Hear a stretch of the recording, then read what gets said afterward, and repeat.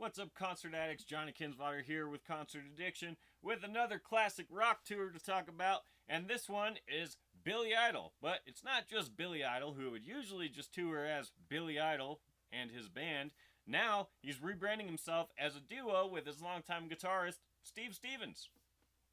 Pretty fucking cool if you ask me. Being in the game for this long and switching it up like this is cool. It's not like the Who they just started referring as Roger Daltrey and Pete Townsend. They still kept the name The Who, and the name of this band would have just been Billy Idol, but they're just a duo now. And I think that's awesome because they have some classic hit songs, and they do festivals every now and then. I know they played Riot Fest a couple years ago in Chicago, and I've seen them pop up here and there elsewhere too. So it's a solid get to see them hitting the road. I'll go into the statement that Billy Idol's Facebook, the Billy Idol camp posted on the Facebook page. Billy Idol and Steve Stevens, one of rock's most iconic and enduring duos, will hit the road in March 2019 for their first ever tour performing as a duo.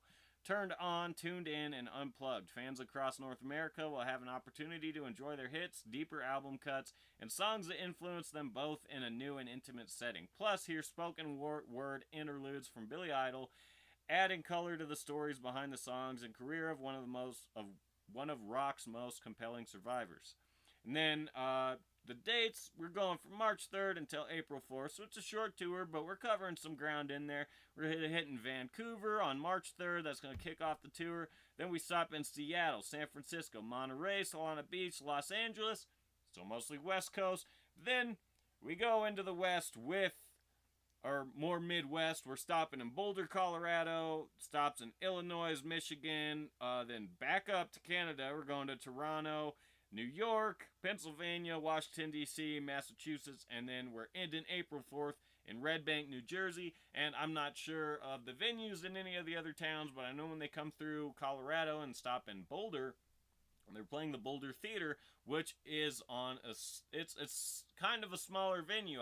The only other show that I've heard of happening there, like a show I was going to go to there, was George Thorogood and the Destroyers, who is not very big anymore. Obviously doesn't really play a whole lot of headlining arena rock gigs. So that kind of gives you an idea of the size of this venue. It's interesting to me that they didn't try to do amphitheaters. But I'm very excited about this because this reminds me of what Jackson Browne did a couple years ago with his Evening with Jackson Browne tour. Sure, he tours with a full band usually and, performs, blah, blah, blah, whatever.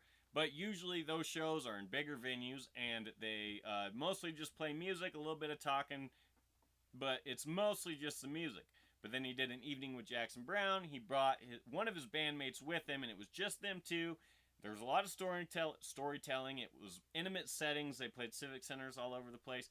That seems like what this is going to be, and as the first time them just touring together, I think it's a good call because I'm picturing there's going to be Banner on stage, which is always awesome to see. I mentioned Kiss in the last video I made, but that's a cool thing about seeing bands who have like pretty iconic members, like seeing Paul Stanley and Gene Simmons converse on stage. Because they got good banner, it goes back and forth, it's cool. Same goes with Motley Crue, blah, blah, blah. That's these guys, but it's just them on this tour, and so I think it's cool. I don't think we know if this is a permanent situation or if they're just doing a tour. I'm thinking that it's probably not permanent, and they're probably just taking a month to do something fun and show fans all across the country something that they haven't got to see before. So I'm definitely down for it. Like I said, after 30 years, changing it up a little ain't bad, and if this is successful, we're definitely going to see it again. Make sure to like this video if you liked it and subscribe to this channel. Also check out my Facebook page, facebook.com/concertaddiction, and never miss anything going on in the world of live music. Also my website, concertaddiction.com. Gonna make a couple more videos tonight, so watch out for those. Until then, thanks for watching.